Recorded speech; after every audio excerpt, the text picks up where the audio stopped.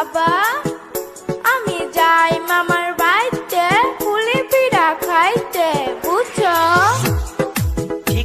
ঠিক আছে মা, তুই দেখে শুনা যাইস, পুলি পিঠা খায়া কিছু আমার লেগা নিয়ে আস, বুঝছস? আমার লেগা